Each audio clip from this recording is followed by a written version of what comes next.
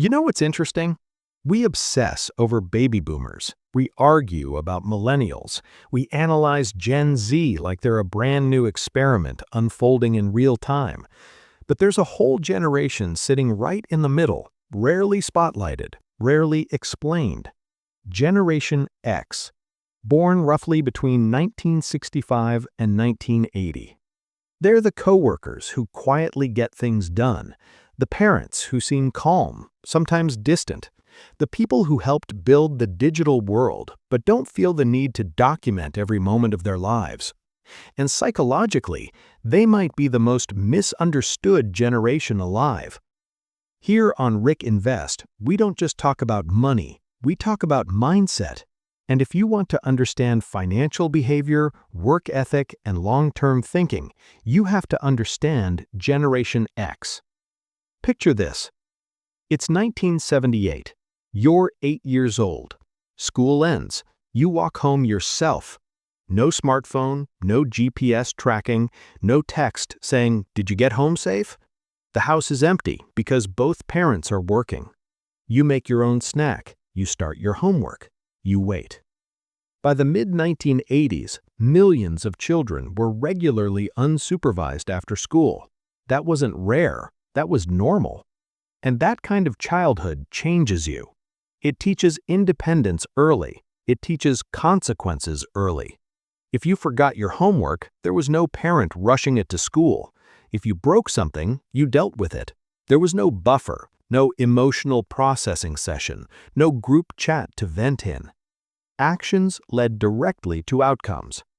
Over time, that creates a mind wired to anticipate consequences, to think ahead, to calculate risk without even realizing you're doing it. That's why Gen X often seems 3 steps ahead in conversations about work, money, or life decisions. It's not pessimism, it's pattern recognition. They also grew up watching promises collapse. They were told stability was guaranteed, then divorce rates climbed. Companies that promised lifetime employment started cutting entire departments overnight. Loyalty didn't protect anyone, so they adjusted. They stopped believing in institutions and started believing in themselves. It's not cynicism, it's armor.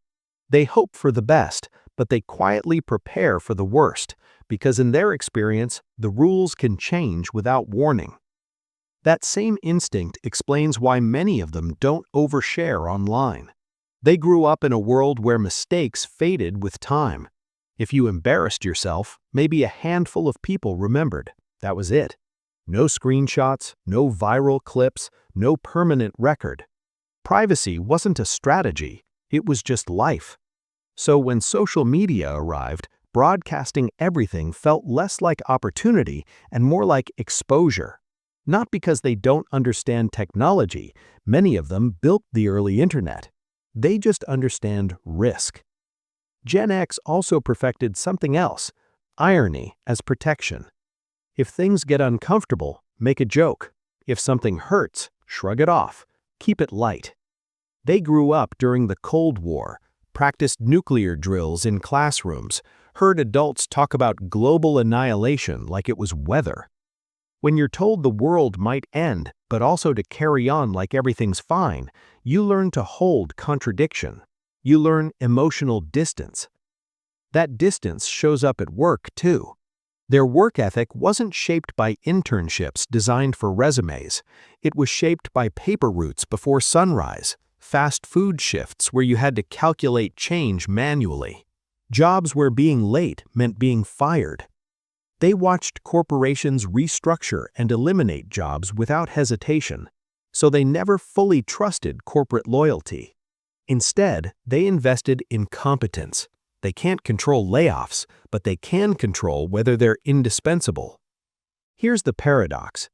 Gen X is deeply independent, yet quietly collaborative. They won't ask for help easily. They've been solving problems alone since childhood. But if you need help, they'll show up. No announcement, no performance, just action. Their relationship to authority is equally complex. They respect skill, not titles.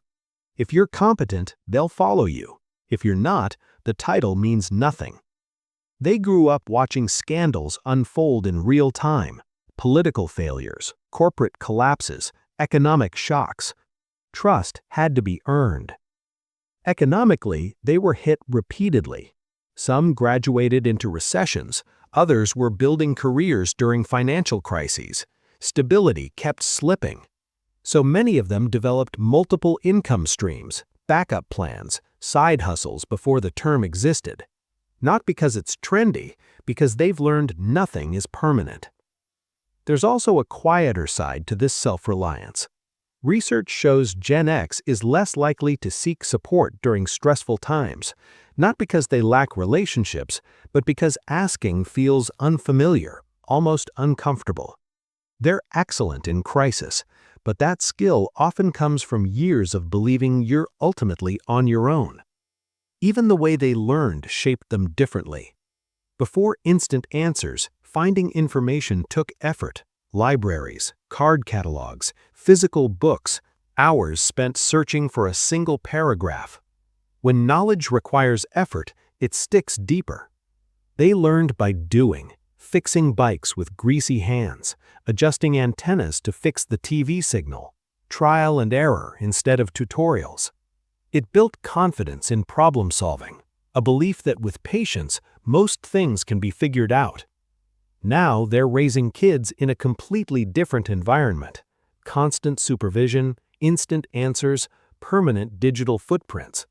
They gave their children attention they rarely had.